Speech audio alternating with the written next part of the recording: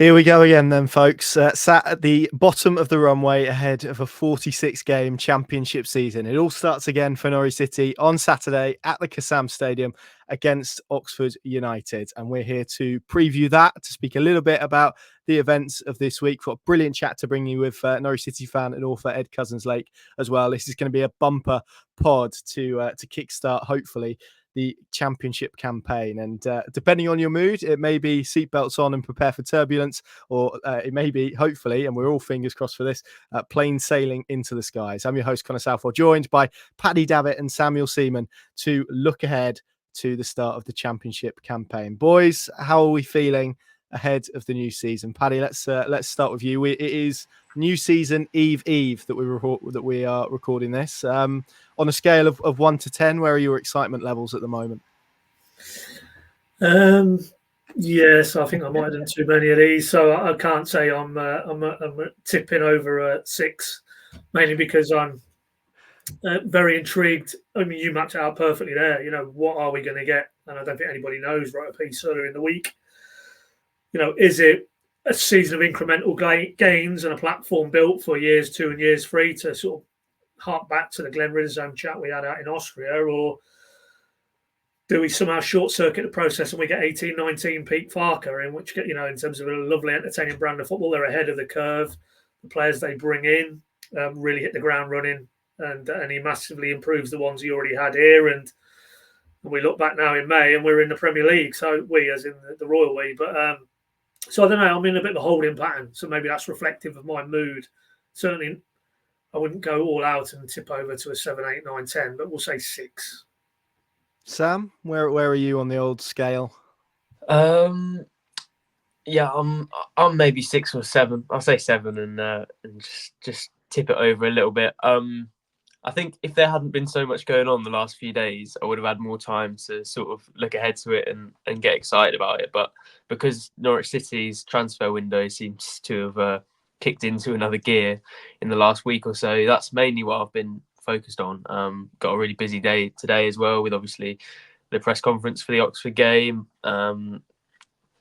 Lakers will be down, or Chris Lakey, for those who obviously aren't part of our team, will be down to chat to Ashley Barnes later. And so it does feel like there's quite a lot going on today. Once today's out of the way and tomorrow is hopefully a bit more of a relaxed day, I feel like I'll have more time to sort of look ahead to the season and get excited about it. But I do think there's a lot to look forward to, a new style of football that, yes, we've seen in pre-season, but it always feels slightly different actually in competitive action. We haven't seen Norwich obviously against championship opposition under Johannes Hoff Thorup yet, so I'm intrigued to see how they sort of match up to opposition within this division. And yeah, I'm looking forward to it in that sense, but purely because of the lack of time to really think about it and the amount of stuff that's gone on. I think I'll need to probably assess my levels again tomorrow. But right now, I'm it's probably similar to Paddy, hovering around a 6 or a 7. What about you, Connor? Oh yeah, I've had a bit, unlike you boys, I had a bit more time to think about it today. So yeah, I'm probably tipping high 7s, I reckon. Heading into Saturday. Of course, after 10 minutes, that could be drastically reduced if the game goes in the maybe the worst case scenario. But we shall see. But yeah, always looking forward to a new season. And actually, I was walking my dog this morning. It was about 7 o'clock, and I saw another fellow dog walker, and he just turned to me and went, you excited for the season? And that was sort of the first time it was like, oh blimey, yeah, we are really close now. But he was, so I think the general consensus amongst fans that there is excitement, and as you boys have mapped out, there's plenty to be excited about. I hope it's okay with everyone, and I hope nobody's going to panic, but we are going to do this pod in 3 installments, so I hope that's all right, which is rather apt this week after everyone's got themselves a little bit worried about that. So we're going to start with, obviously, a chat about the present and some of those transfer-related activities. We're then going to head into, obviously, that chat with Ed Couzens-Lake that I spoke about. He's got a new Norwich City book out, which I think will be of interest to a lot of people out there. And certainly, hopefully, is going to make our away game journeys more fun. But we'll come on to that later, and we'll let him explain. And then the final installment of the pod is going to be that season preview. I'm gonna nail these two down. I probably might engage as well in terms of some hard and fast predictions, which I think went really well last year for us. So we'll see how that goes. Paddy, it's been a busy week, hasn't it, in terms of Norwich City and transfers. Only one place we can start. Gabriel Sara, no longer a Norwich City player. He's completed his move to Galatasaray for for a fee that is interpretable, but we believe that Norwich City are pretty confident that they're going to get north of 20 million for that. And to be honest, they wouldn't have done the deal if that wasn't going to be the case, I believe. What do you make of his departure? Inevitable, really, given the quality that we saw from him last season? Well, I mean, you say inevitable. I mean, there was interest, wasn't there, from Premier League clubs? I mean, I was told this week Leicester, but the figures they were talking were around about 11 million, which interest, but it's a la Johnny Rowe and Leeds. It's not really interest, is it? If you can't get anywhere near a reasonable or a realistic starting point, then it doesn't go too far. But 2 in Serie A as well, by all accounts. So, yeah, I don't think it's a surprise. The speed of it moved on fairly acceleratedly, didn't it, back end of last week? And, Galatasaray, fair enough, showed their hand. And then we know the timeline thereafter. Gala officials flew in on Thursday, Friday, and, he didn't feature against San Pauli. That was a clear signal. And then Johannes more or less confirmed it as a done deal. I think it was Sunday night when both clubs coordinatedly pushed the button, as it were. Yes, a lot of conjecture about the finances around it. Is that?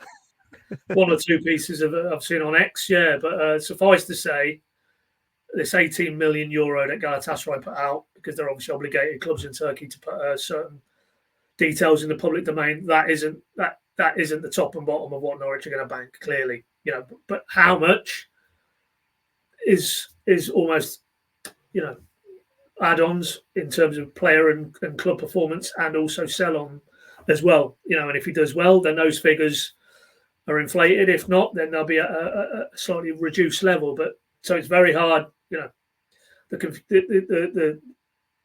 The problem here is obviously the fact that that from the Turkish end, the figure has gone out there, which people have seized upon as, and we saw it Sunday night. The discourse, a lot of it was they've sold him on the cheap. What's Ben Napper doing?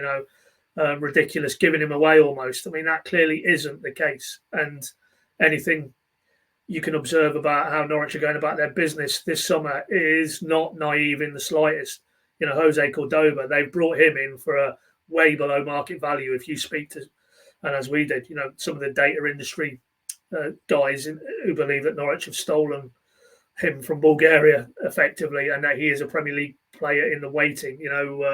Ben Kraseni, you could say that deal, the way that's been put together. Callum Doyle, albeit alone, but again, very astute, very clever, headed off rivals in all of these pursuits. And as we sit here, it looks like there's another young man who has a very interesting backstory in Amanku Forzen, who is expected to be a Norwich player by short order. And again, very astute piece of business. So if that is the case, and that's how Norwich have operated in this window, why would they give away Gabriel Sara on the cheap? They haven't given him away on the cheap.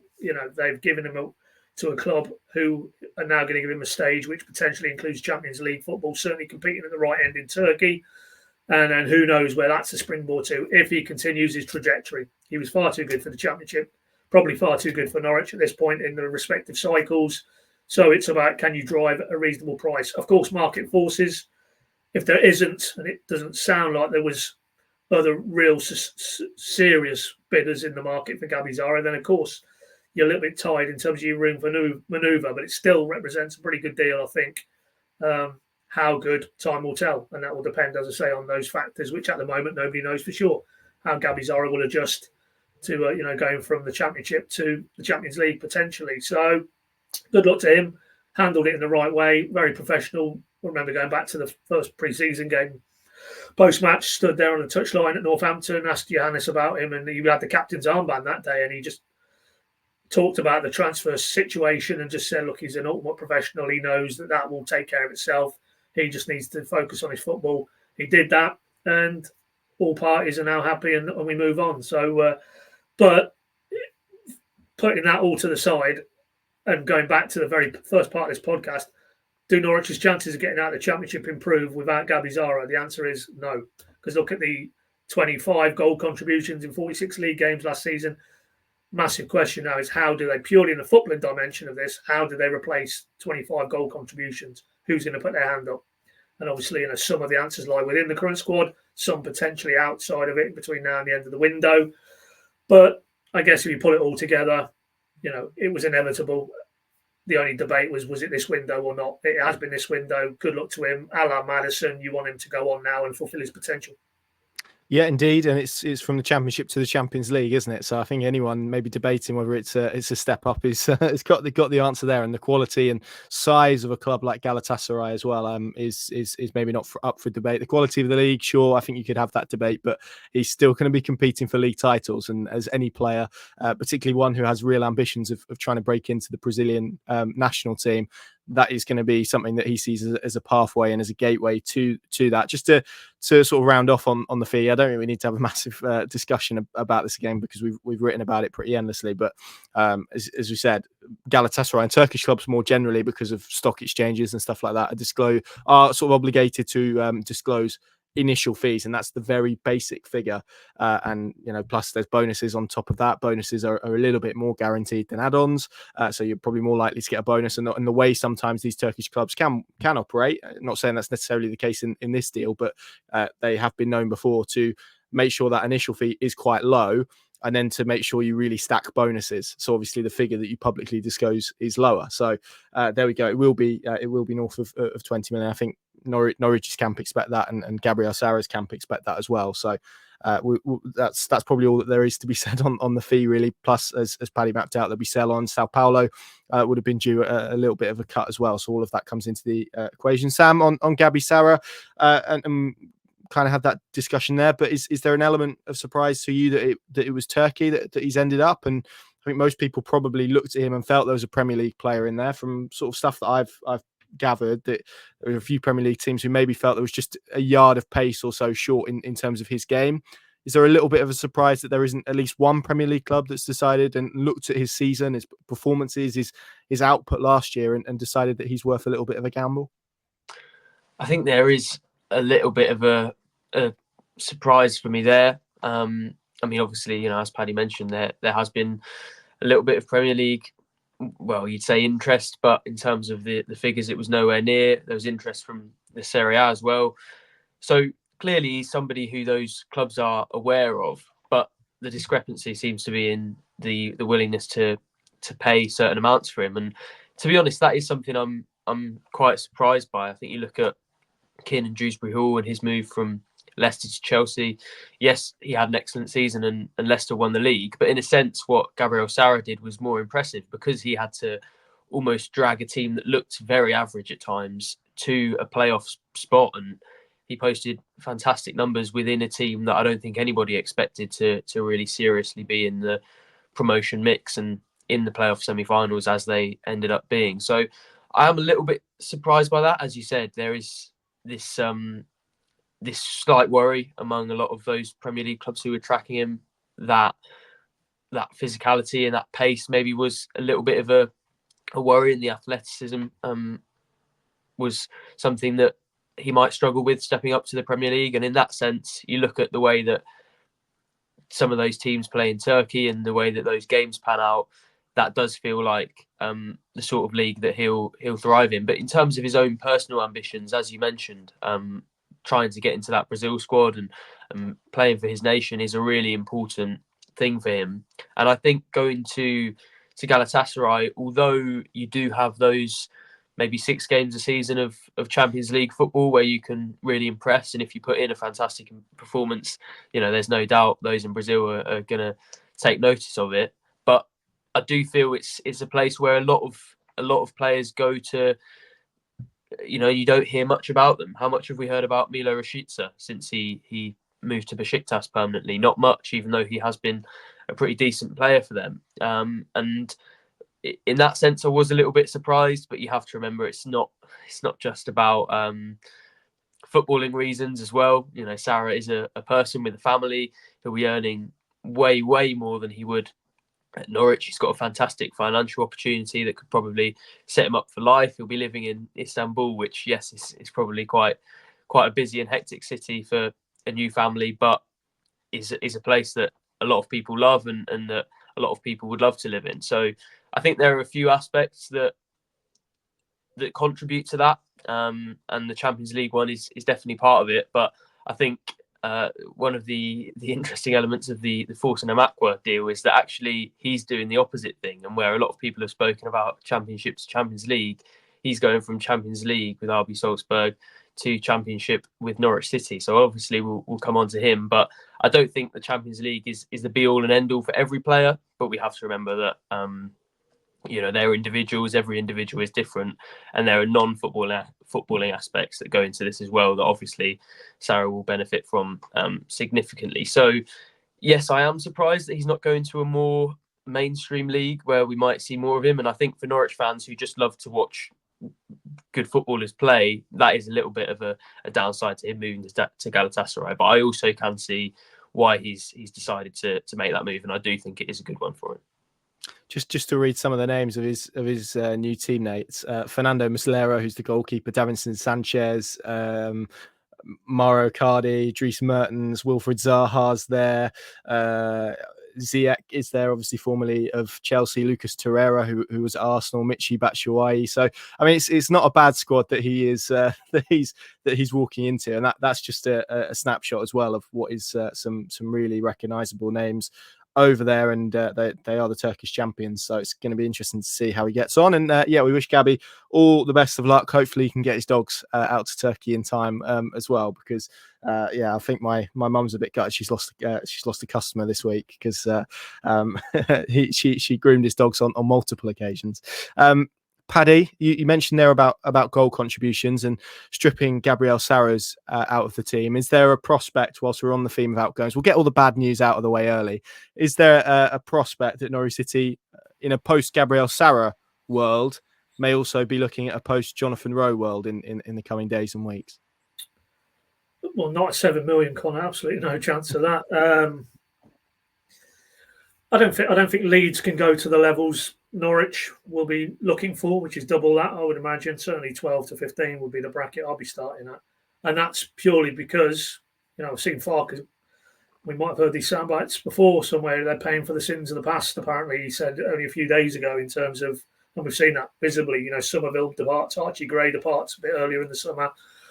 There's a lot of FFP/PSR situation unfolding there at Leeds, and I simply don't think they can commit sums of money that get you up around those figures. They clearly do need to do some business, but I just don't see it. So for me, take Leeds out. Interject. Do you think, because we know what that club is like, what that fan base is like, there's going to be an expectation, having sold Archie Gray, having sold Crescentia, Somerville, there's going to be pressure on the ownership there to put their hands in the pocket, isn't there? Do you think there is an expectation that they do find that money to get to the levels that Norwich City will want, just in terms of that expectation, and not appeasing the fan base, that's wrong, but maybe matching the ambition that the fan base has for that football club? Well, I mean, time will tell, but why is Farke quite happy to go down that path? Is that not expectation management with the fan base that, hang on, we're not getting...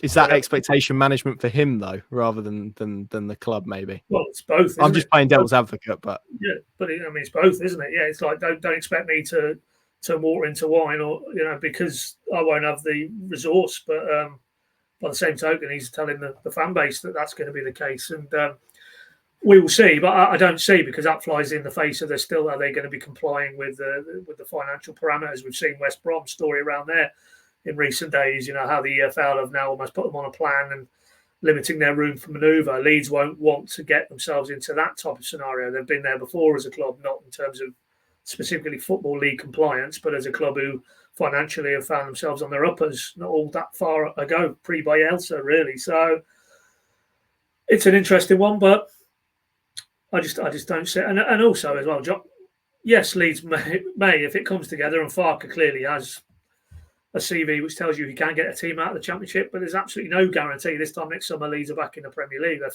fallen at the final hurdle last summer when they had a far superior squad, clearly, than they have now. So it's not a given that John Rowe finds himself anywhere other than a sideways move, as big a club as Leeds are at this level particularly. So from his point of view, I'm not sure Leeds is necessarily a destination that would make him really actively pursue that. Clearly, what I think will happen now is that because it had gone very quiet around him having started the summer, I think if we'd have all had to be put on the spot and pick one Norwich player likely out of that crown jewel cabal, it would have been John Rowe, I think, because there was a lot of noise around him last January window, back end of last season.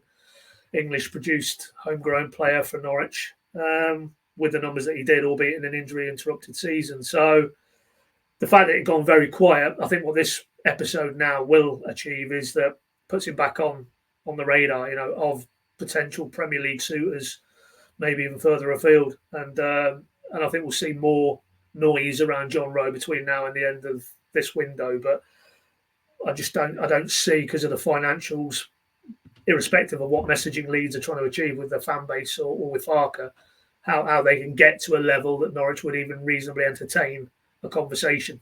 From what we're led to believe, it was a fairly cursory discussion, that 7 million thing. So a bit like Adam Eder, in that regard, clubs know what Norwich will at least open dialogue, sustained dialogue on these players. And if a club wants to test their resolve, then it's for those clubs to come back to the table with something a bit more realistic than 7 million. I mean, that's ridiculous, really. 7 million for John Rowe. I just don't see it, even with his contractual situation, which as we stand here is 1 year plus an option.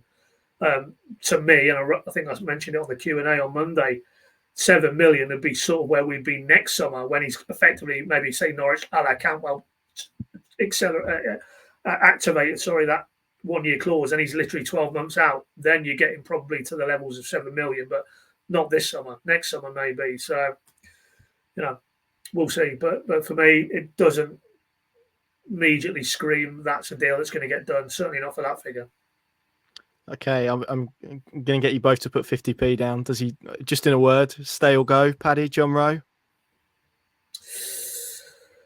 I can see both scenarios. I really can, because it had gone very quiet around him. I mean, what you're talking about is, are there, between now and the end of the window, are there going to be Premier League clubs? Because Palace, hypothetically, were a club at the start of summer, but they've filled those wide player slots. Is there going to be a club who lose a player and the domino effect kicks in? I'm going to say no. I'm going to say he's going to stay. It's a bit more than one word, but we got there in the end. I'm going to say go for what it's worth. Sam? Yeah, I'm going to agree with you and say go. Probably not to Leeds, though. I sort of agree with Paddy's reasoning on the Leeds situation. Yeah, I wonder if we're in a similar place to where we were with Max Aarons, where it just feels like maybe clubs are waiting to learn the numbers, and then we might see a few more spring into action. Let's see what happens on that. Let's get to incomings though, because there has been one officially and one which might be official by the time this podcast is out. We'll wait and see on that. But Callum Doyle, Sam, we've been speaking about him all summer long. Norwich have had to be patient. Ben Napper spoke about the quality of being patient and how that's probably paid off. Again, we've spoken about him a lot, but a really interesting signing for what they want to do. Feels like a really important signing and probably a really positive signing as well. Yeah, I think it ticks so many boxes when you look at both the past and what he's achieved previously, what Norwich need, the sort of transformation they're trying to put into their squad, the financial situation that they find themselves in. I think really this is probably the best fit Norwich could find for what they want, really. He ticks both that centre-back and left-back box. It was interesting how open he was in his first club interview about the fact that Ben Napper and Johannes Hoff Thorup see him playing in both roles at different points in this season. And I think that covers off a really important element, because not only at left-back were they obviously seriously lacking at the start of the summer, but they've now got Ben Couzens-Lake, who only really has, I think, 13 championship appearances off the top of my head in his career. Yes, he looks like a significant talent, and he's been viewed as a significant talent for most of his career. But right now he is a bit raw, and he does probably need to learn. So to have somebody who still fits that age bracket, is still only 20, still the sort of young player that Napper wants to see in that squad, but has more than 100 EFL appearances under his belt, is a really good thing at left back, and probably will help Couzens-Lake in that journey and that long-term journey for Norwich, even if obviously they'll have to send Doyle back to Manchester City at the end of this season. And then at centre-back, I mean, you can see already in the sort of opening day debate what impact he could have there, because although we'll get an update later from Thorup on the Jose Cordoba situation and how he's recovering from that that groin issue that he's had.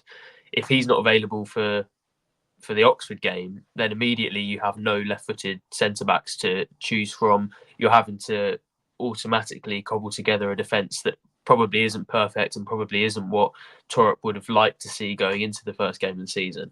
And Doyle gives them that option. Somebody who's played centre-back for plenty of his career, is left-footed, so has that natural, those natural passing lanes, and really helps them cover off those two positions. And as long as he can avoid the sort of injury that impacted his Leicester spell last season, that could be a really, really helpful asset. Also, you listen to everyone speak about him that's seen him play, all of his former coaches, sort of people who've watched him play for Leicester and Coventry in the last couple of years. Everyone talks about what a fantastic technical footballer he is, and those are exactly the sort of footballers that Thorup wants to see in his system, and the sort of footballers that should thrive in a possession-based, more attacking system. So he seems to fit really well in that sense. The only concern appears to be sort of his pace, which was an issue for Enzo Maresca at Leicester last season. He actually highlighted it after the Norwich game, and I remember being sat in that press conference and thinking Maresca was being surprisingly honest about the lack of pace in his defence. But as he outlined at that time, if you want to play a high line and you want to press high, as Thorup does, you want defenders who have the pace to then leave a bit of space in behind them and to be able to recover. And for Doyle, that looks like it might be a little bit of an issue, but there's always the option to cover it off. And they do have other defenders with a bit more pace in that squad. So, I think overall it looks like a really positive signing, a bit of a coup for me. And a lot of people are surprised he hasn't managed to land a Premier League move for this season. But I think that speaks volumes as to the quality of this deal, and fair play to Ben Napper and the rest of the Norwich City recruitment department for being a bit patient, because I know a lot of people were getting quite twitchy, but they were always hopeful of securing a deal. As soon as Manchester City got back from that US tour, they were on it, they made it happen. And although obviously the proof is always in the pudding, and this can always end up looking disastrous in a couple of months, on paper it looks like a really positive signing, yeah. Indeed, I think is a nice pattern developing as well in terms of their recruitment and age profiles and contractual levels that they're going to at the moment. It's some nice sort of squad building signings as well, and probably leads us on nicely to, and this is the first time I'm going to say it out loud, so this is going to be fun, and he will be after this point known as simply Forson. A Manqua is what I'm going with. I don't know if any of you lads have got any advance on that, but that seems to be where we're at with it. I'm yet to know if it's Forson a Manqua or a Manqua Forson, but we'll learn hopefully in good time. Paddy, he is seemingly on his way to Norwich City. Fee just under £4 million from what we're led to believe, plus obviously bonuses and whatnot on top of that. It's quite an investment, isn't it, for Norwich City at this stage of where they are? We know the financial situation which Norwich have been all summer, and we've spoken about it pretty liberally. Obviously, the Sara deal has freed them up. May potentially be some ability to, I guess, probably lean upon some money that they hope to receive for other players. We mentioned John Rowe, and I'm sure there'll be some other trim bits around the edges. This seems to have really excited the Norwich fans. Can you understand why, given his profile, his pedigree, maybe even the type of player that he is, as to why it seems to have caught the imagination of Norwich fans? And equally, what is it about left-footers? Because I think he's left-footed, and that would make it their fourth left-footed signing of the summer. So I don't know if that's a new recruitment angle that they're going down. Well, they used to say that they were quite a precious commodity. I remember Ben Gibson, he was almost wrap him in cotton wool because he's the only one with a left foot. But that is an interesting element. Clearly, from what we know already about Thorup and Riddersholm and Napper, that's not a coincidence. They've maybe identified an imbalance in terms of players' natural foot in terms of the squad, and I've sought to correct that if this guy gets over the line, which by all accounts, I mean, we're recording this on Thursday lunchtime. In theory, by tomorrow, that should be done, confirmed. There's a bit of debate whether he'd be available for Oxford. That'll probably depend on everything from the sort of the league paperwork to, I guess, where we are with the GP. I mean, I've asked the question, and didn't get a definitive answer on that this morning. From memory, league-wise, for a 3:00 kickoff, it had to be done by midday by the Friday. But obviously, we're talking about 12:30 kickoff, so I don't know if that brings the deadline a little bit closer in or how that works. But that's said, you know, you're talking about GBEs and stuff as well, which takes even more time. Exactly, yeah. So maybe you might come too soon for this weekend, but all the signals would suggest that is a deal that's going to get done. And why excitement? Well, I guess, I mean, I want to talk for Norwich fans, but, you know, much has been made of that area of the pitch over successive head coaches, really. You know, they haven't had the type of player, the profile of player to, as he seems to have been packaged, a box-to-box, real dynamic, good, lots of elements of that midfield game as well. He doesn't seem to have too many deficiencies. For me, and we'll have to get to the bottom of it. I don't know why. I mean, he signed a new deal only in October of last year. He's playing for a club in European grade competition. He played 23, 24 times in the Austrian top flight last season for a team who finished second. Why his star has fallen with Salzburg? Why did they give a player a new deal just before Christmas, and now, a matter of 8-9 months later, they deem him surplus to requirements? So there's clearly something.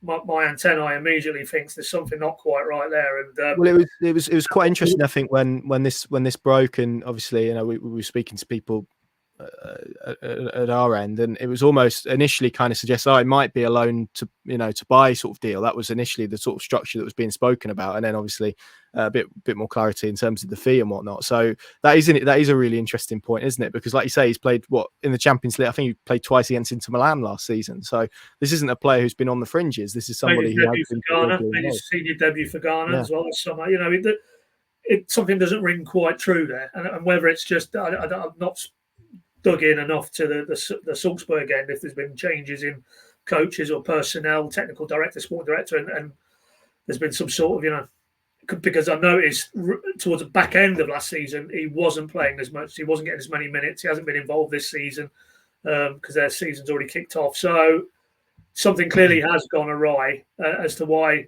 seemingly a player really coming through at that club, getting talked about in very high grade terms, is now, with the greatest respect, about to pitch up at Norwich in the Championship. So time will tell, but it would seem that, you know, the Ghanaian connection, I mean, Thorup obviously would know all about that area, that territory, the ability of the footballers because of the interlinked connection with Nordsjælland and Tom Vernon and the Right to Dream Academy and how they pull players from Ghana. But of course, immediately my mind goes to who was his assistant at Nordsjælland, Michael Essien.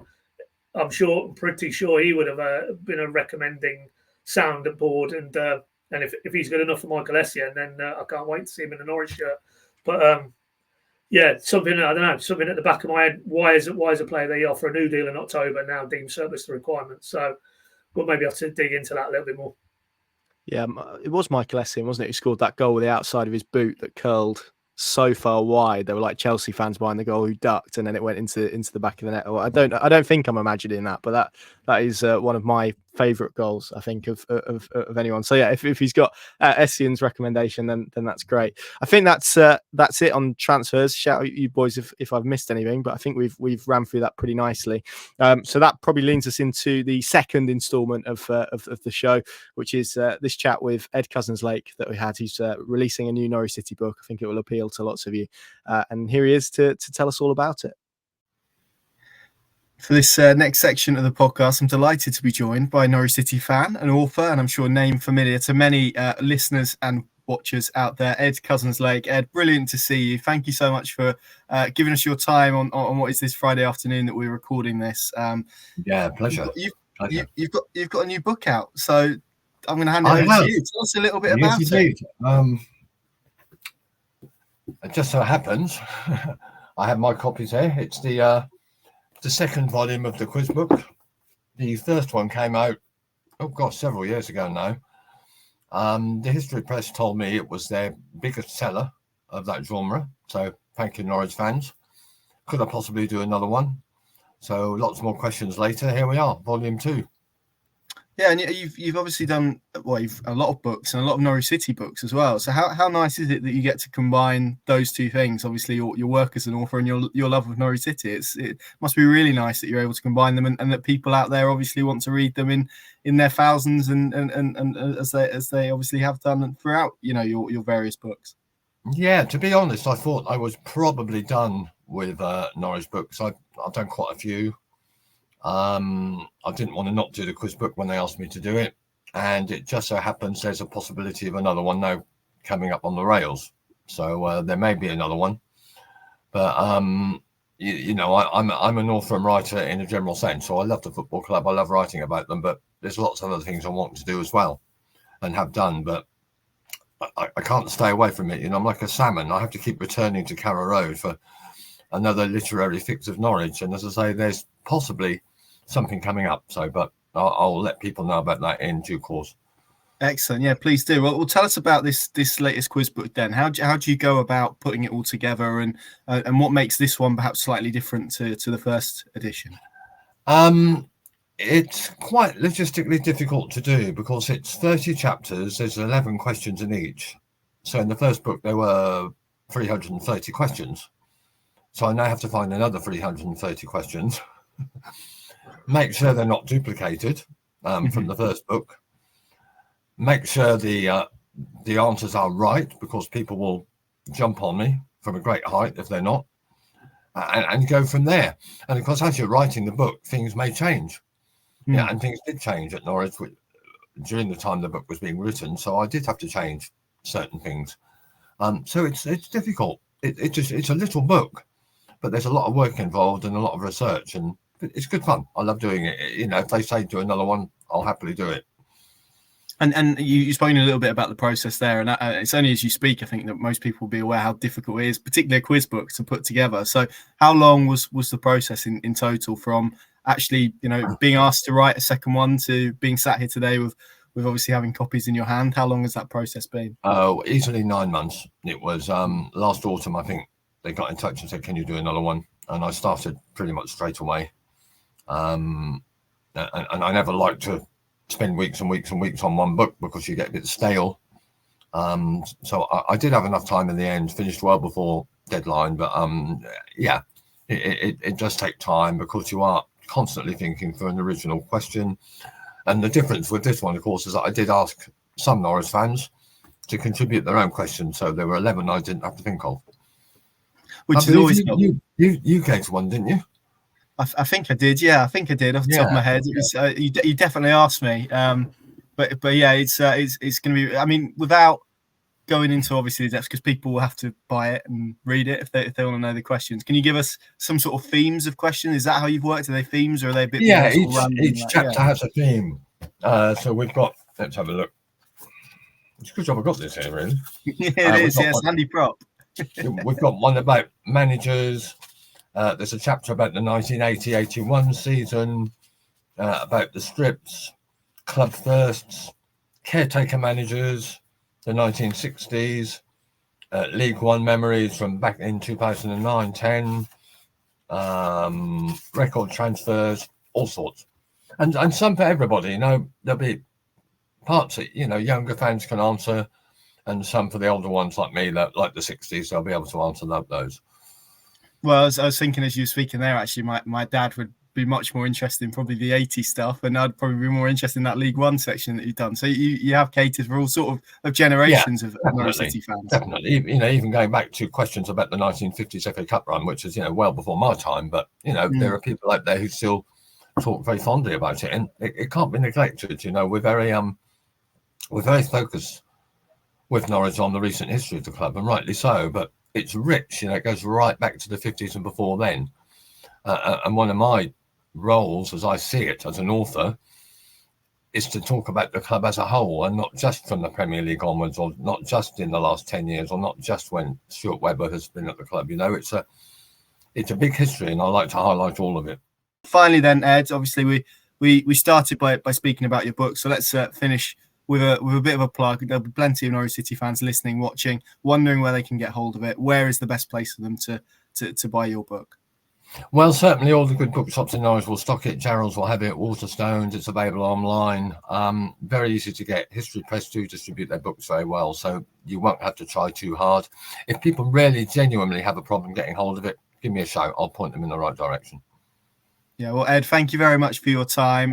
Thank you for another Norwich City book as well. It's most appreciated by all of us, and I know I'm certainly looking forward to having a look and trying to answer as many of the questions as I can. Take them on the road trips for Paddy. Yeah, we will do. It'll definitely make a decent bit of entertainment for us as we try and pass hours on the way to away games. So yeah, thank you very much, Ed. Pleasure. Thank you, Connor.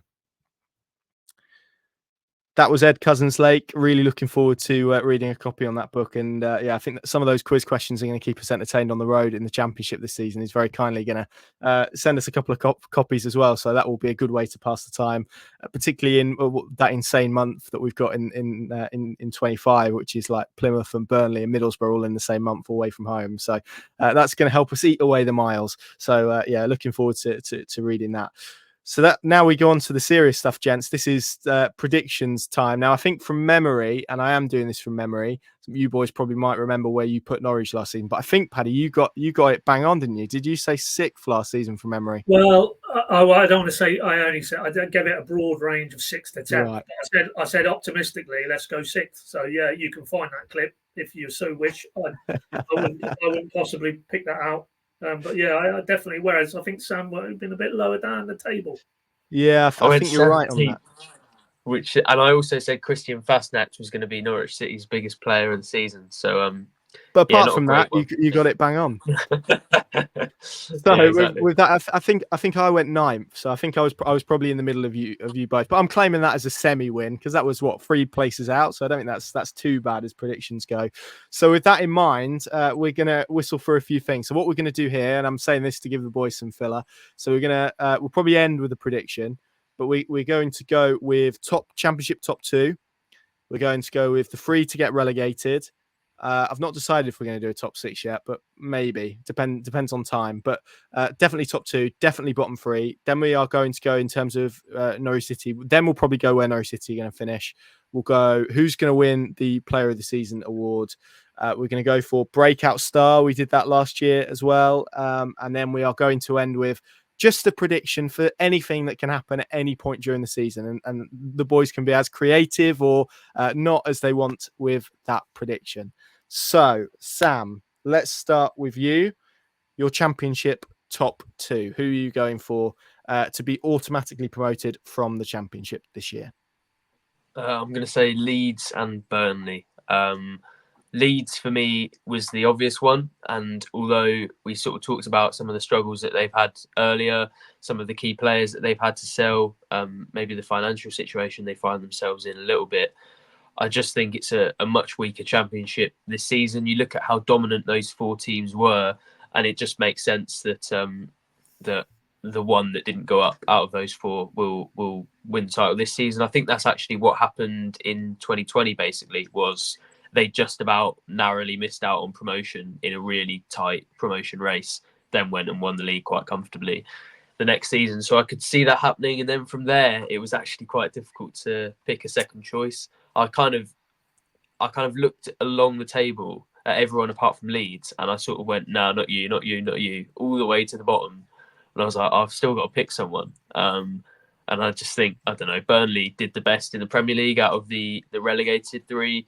They probably have clung on to a couple of those pretty good players that helped them get out of the division the last time. And although Scott Parker has had some struggles in recent years since leaving Bournemouth, he has proven before that he can get teams out of this division. So I'll say him, but I'm much more confident of the Leeds one. And I think Burnley won't find it easy, even if they do end up getting promoted. Yeah, I agree with you. I've gone for the same too. I'm a little bit of a romantic when it comes to Scott Parker, because when I grew up, very odd, but he was like the player that I tried to base myself on. I just loved the way that he played the game. Not and others like Xavi and Iniesta, but Scott Parker was a little bit closer to home, and he did once play for Norwich, so I'm a little bit blinded by that. But equally, I think it's been quite interesting to see how he's not been written off. That's unfair, but there's been some interesting narratives swimming around him. I actually think Fulham might accept. I don't think that was the best job in terms of getting them up via the playoffs. They beat Brentford, didn't they, in Wembley? It wasn't massively convincing. But the Bournemouth job, I thought, was better. You look at what he did there and some of the players that he had and some of the improvement that he oversaw. And I think that was a better job. And I just think Leeds are probably the strongest team. And I think the three coming down, unlike last year, are probably significant. Maybe not significantly, but weaker than they are at the moment. So that's my reasoning. Paddy, I've got a feeling this is going to be an interesting one for you. Who's in your championship top two? Well, I mean, again, I think I've done enough of these. I'm just going to shake it up and throw it out there. I mean, it's easy to. I mean, Luton of the three, under Rob Edwards, I think they'll be there or thereabouts. But it's a bit boring to throw Luton and Burnley, sorry boys, and Sheffield United in there. So I'm just going to take them out. They don't even exist, and I'm going to go Leeds because if Farker doesn't get it right this season, he's out of a job. So it's win or bust in that regard, and the other one's a hard one. Cov, I think, will finally crack it. They were in the top. I mean, funny enough, Callum Dole, he was an absolute standout in the team 2 seasons ago that got to the playoff final, lost to Luton on a penalty kick. I think it was 12-11, I think, on penalties. So wafer thin margin between them being in the Premier League and not. Last season, they just fell short, but of course, I think mainly due to that FA Cup run, and they should have knocked out United in the semi-final, and we all know what happened in that game with VAR and what have you. So I think that was, in the end, too much of a distraction, but they've done some good business. I like the lad they've got from West Brom, Thomas Asante. I think he will score goals. Hadji Wright is a good player. They've got some excellent midfielders for this level, She from Thorpe.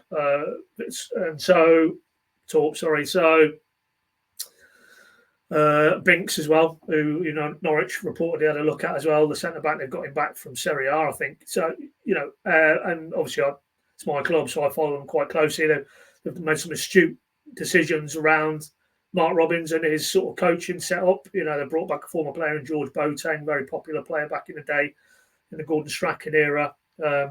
They've shaken it up as well in terms of there's a performance director gone in there. I think he was involved heavily with the British Olympic Association. They've got the Norwich fan, formerly Doug King, driving it forward now. He's the figurehead now. So it feels like off the pitch they're getting a lot right. And as I say, they're the club really I look at, putting my allegiance to one side, but they've been knocking on the door the last few years, and at some point you would feel they has to come together. The fan base is sufficient that if they start rolling, then they will get behind them, and it can be a very difficult place to go, albeit Norwich tends to have a lot of success there. But so yeah, Leeds and Cov. Interesting. Okay, very quickly, because we are going to be pressed for time, I think, in terms of this. I'll just rattle through the other teams that I think are going to make up the top 6. I've got Cov in there actually. I think like you, I think they're going to be good this year. Borough, I think this is in no particular order, by the way. Borough, I think, are going to be very good, and then Luton, and I'm going to go with Sheffield United for the last spot. So those make up my playoff spots.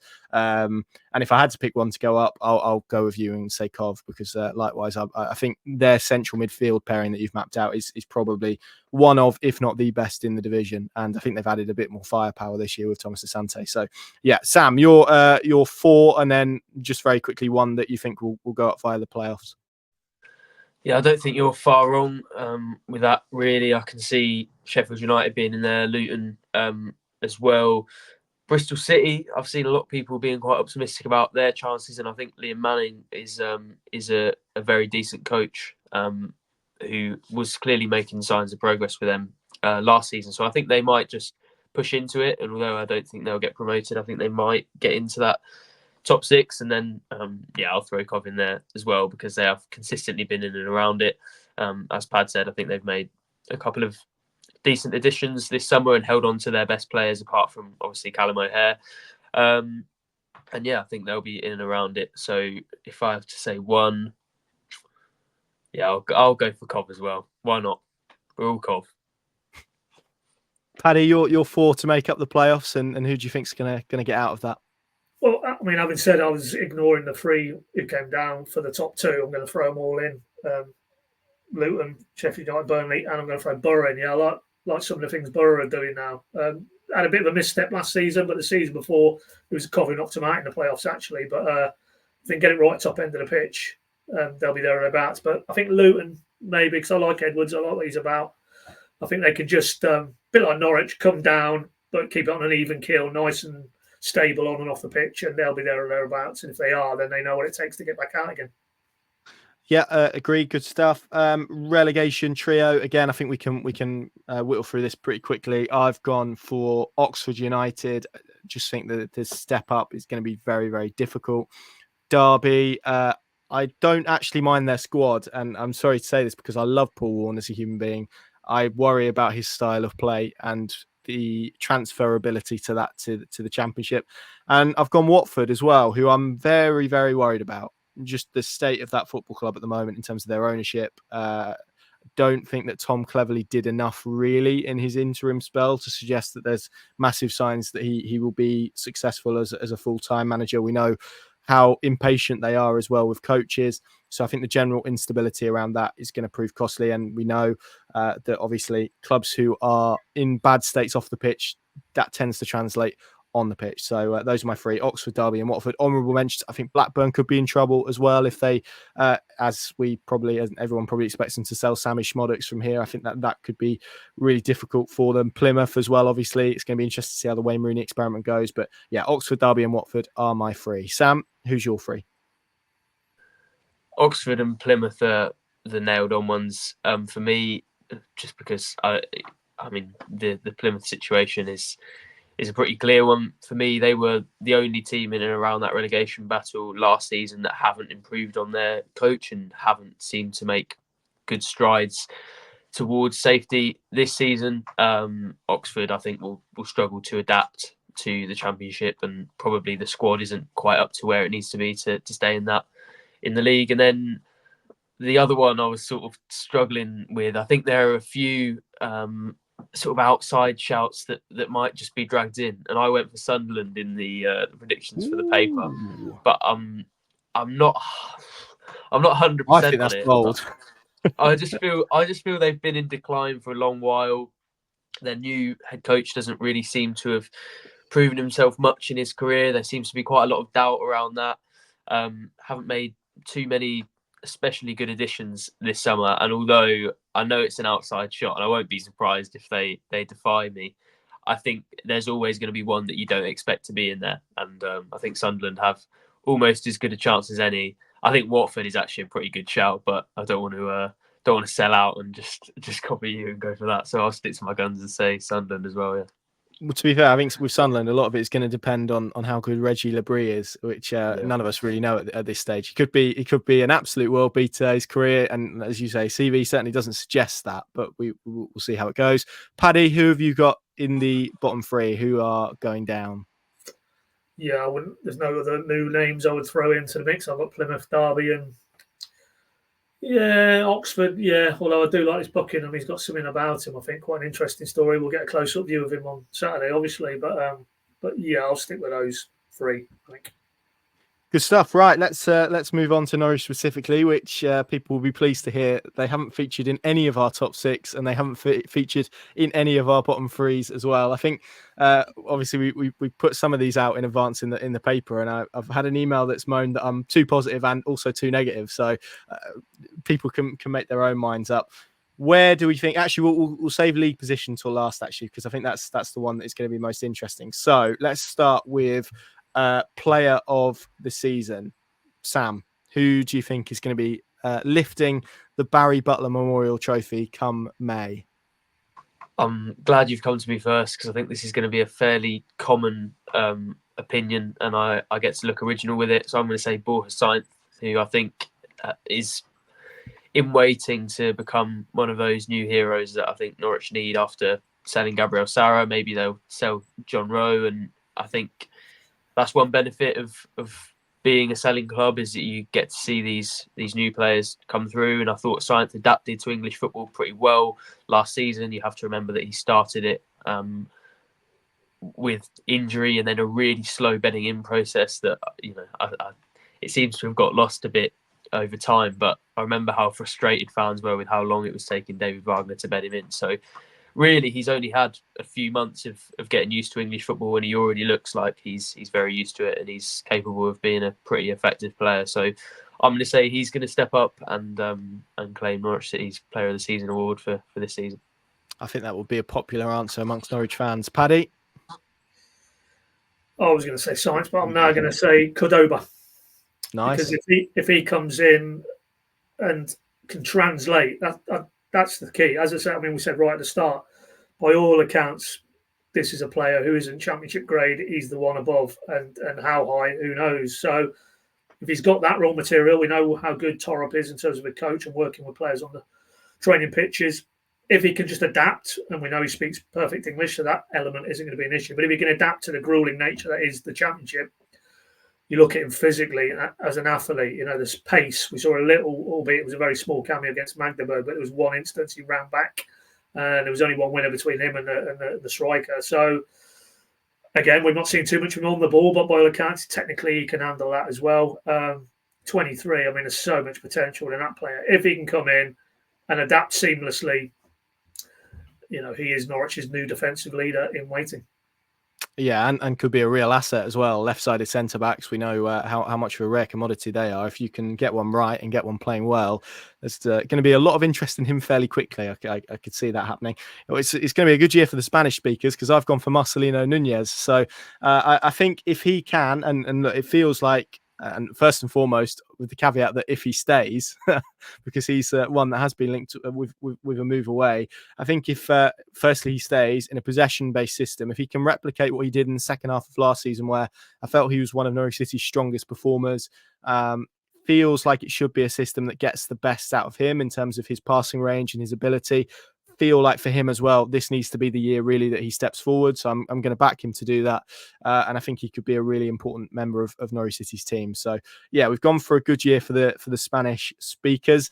Let's go for young players. Now, I only remember what I said last year in terms of this. So a breakthrough star, if you want to label it like that. I went for Callum Fisher last year, which I don't think was the worst shout in the world. I can't remember who you boys went for, so maybe you can say. Did we frame it quite slightly differently? Did we do like an underrated big player or something? Because I seem to remember saying Yanulis, who obviously wasn't like a young breakthrough player. Right. So I think we might have framed it slightly differently. Okay, well, we've revised the category then. That will explain why I couldn't quite work out who you guys have gone for, but that makes sense. So on the theme of youth and young players and bold new eras, we're going to go for that. So Paddy, I'm going to come to you first. Who's going to be the breakout star of Norwich City's 24-25 campaign? Sorry, Connor. What age does constitute young player? Now you've created this category. I will accept anything from 23 down, under 23. I think that's fair.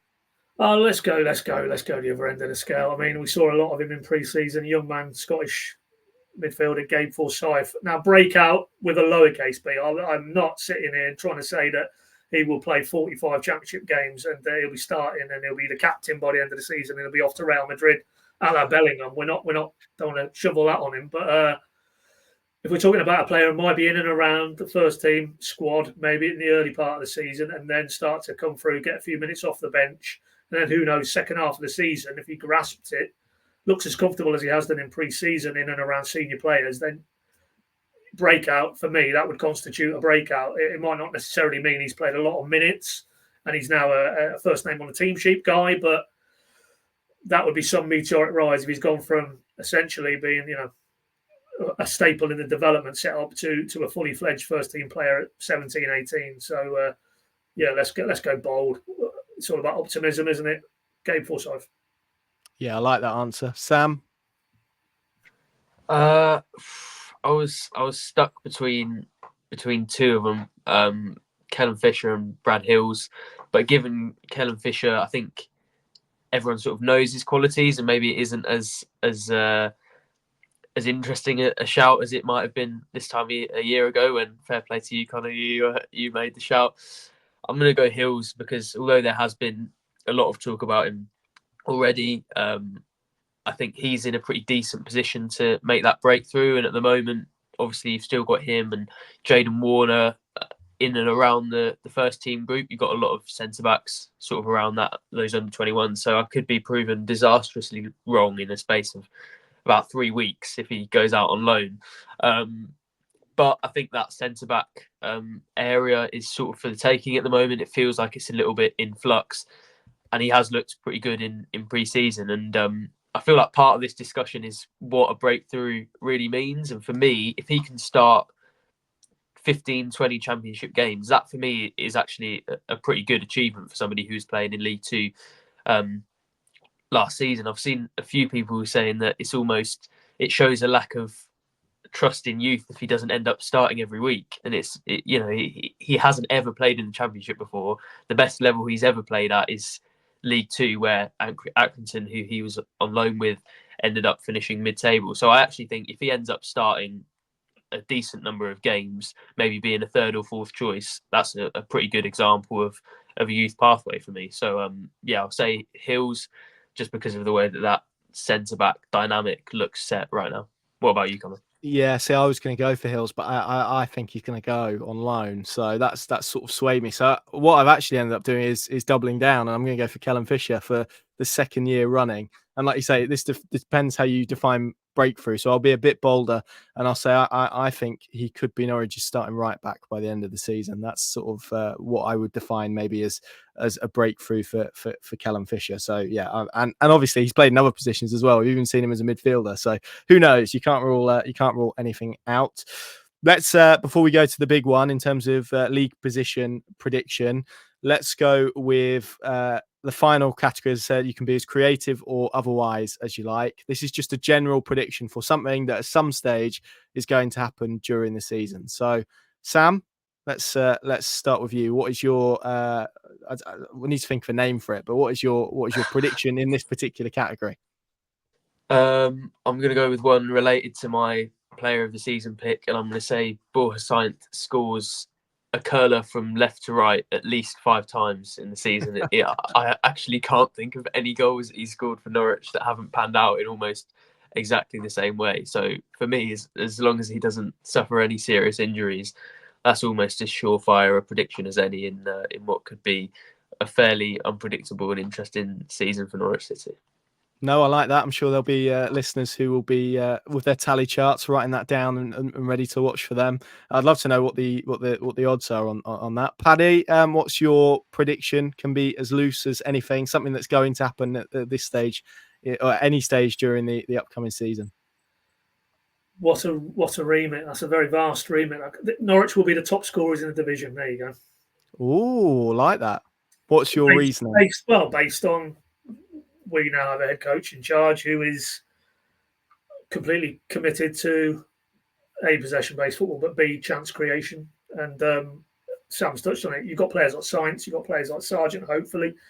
Eden, maybe not, but one or two other good attacking, aggressive players. They're going to commit men to the box week in, week out. And maybe it's also a nod to maybe the defensive strength of the Championship isn't probably where it was at. So I think they won't have to be particularly razor sharp to score a lot of goals in this league. But if Thorup is all about entertainment and getting bums off seats, then that surely translates into a lot of chances. And if they take their fair proportion, then I don't know.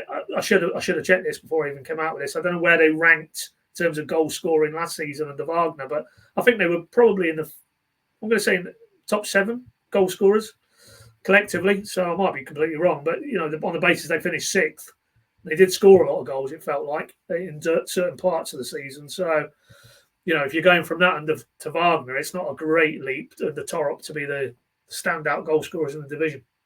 So that's my prediction. No, it isn't. I'm trying to find out, but I mean, basically, what you're saying there is 100 points and 100 goals. That's basically what. No. You've put words into my mouth there. I mean, what I left unsaid there is that they might concede quite a few as well. Certainly on the pre-season. So unfortunately, one might cancel out the other. But I just think in terms of scoring goals, I think we're going to see plenty.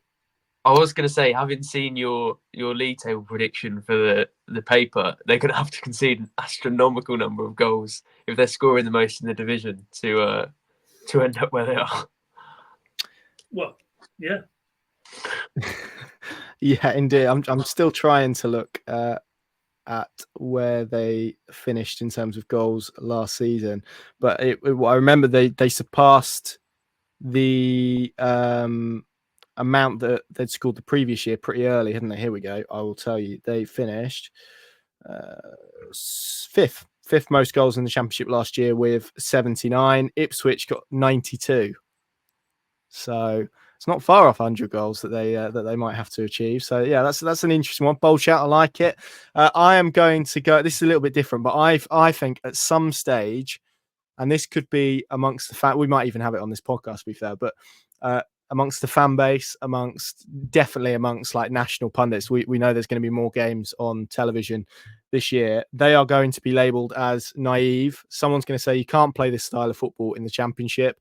To be fair, we've already had a little bit of they don't have the players to play that style. And I think that one's probably more legitimate. But somebody, and I don't want to name it, but I feel like I probably should because I've got a very specific person in mind for this. So hopefully he'll prove me wrong. But I've just got an image in my head of Don Goodman on Sky Sports saying the words Norwich are naive at some stage. So that is my out there prediction. Might not be Don, and I have met Don. He's a very nice chap. So it might not be him, but that's just the vision I have on my head. So that's my out there prediction for this season, and we'll see if that comes up at some stage.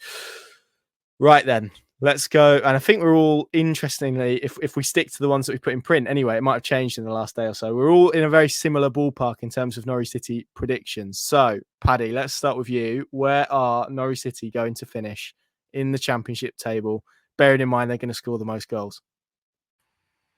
Well, yeah, but if they concede a good few, then they'll probably hover around mid-table. So I'm going to say 12th. And the caveat there is that, you know, and things are moving as we're recording this in terms of potential more incomings. We don't know what the squad looks like until August the 30th. So it is a leap of faith, whatever prediction we come out with, let's be honest, because we don't know what Thorup's going to have to work with. But that aside, I think on the evidence of what we've seen in pre-season, this whole shift in mentality in terms of playing style is so different from what Wagner was trying to get this team, largely the same group of players, to do. I think that's going to take time. I think we're in a transition phase, and as a result, you know, there'll be good periods. There may be some bad periods, and if you have similar quantities of both, then you end up where middle of the table. So 12th, but second half of the season better than first. I think the optimism would then be that okay, the foundations are in place, and thereafter, you know, you can attack that top six, and who knows? Of course, you know, if he pulls off an 18-19 Farker, then this looks very silly. But then, you know, won't be the first time. So 12th.